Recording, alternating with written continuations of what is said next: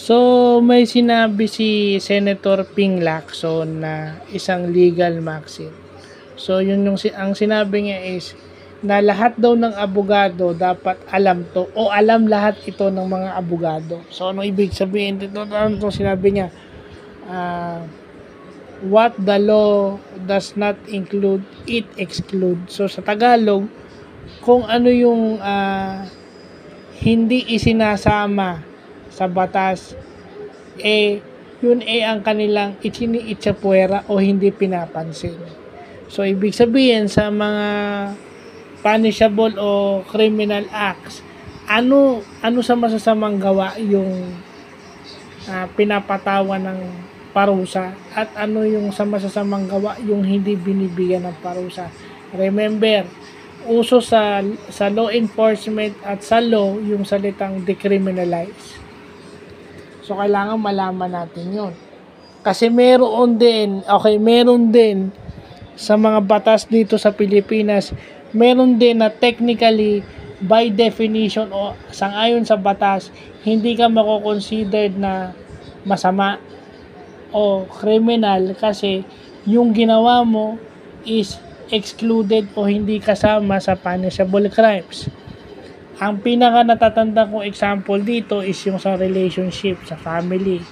So, pag naka-legal separation ka, based dun sa nabasa natin sa batas, hindi ka mako-considered na mistress kasi legally separated yung karelasyon. So, ibig sabihin, pwede siyang makipagrelasyon sa'yo, pero hindi kayo pwedeng magpakasal. Yun lang ang exemption. So, hindi ka mako-considered na mistress. So, kung legally separated ka, kahit pang ilang ka ng mistress niya, hindi ka mako-considered na mistress kung legally separated. So, kung ibig sabihin may lumabas na court order na ikaw legally yung karelasyon mo is legally separated, parang ganon. What the law does not include, it excludes. So, kung ano yung hindi isinasama sa batas, yun ang kanilang hindi pinapansin o hindi isinasali. Yun. Kasi, very basic yun na kung yun din pa yung isa natatandaan ko, kung walang batas na nagpaparusa doon sa act na yun, hindi siya criminal act. So, yun.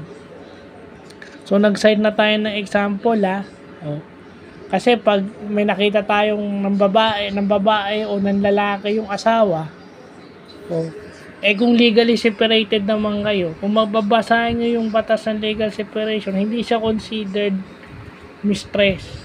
Hindi lang sila pwede magpakasal. Pero kasal pa rin sila.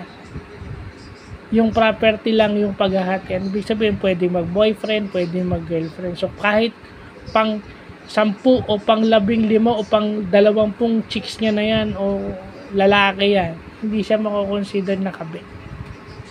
So, yun. Kasi depende yan sa sinasabi ng batas. Kung hindi kasama yung act na yun sa batas o dinefine ng batas na ito hindi wala tayong magagawa doon. Lalo na kung ang batas umiiral sa Pilipinas. So, yun lang po.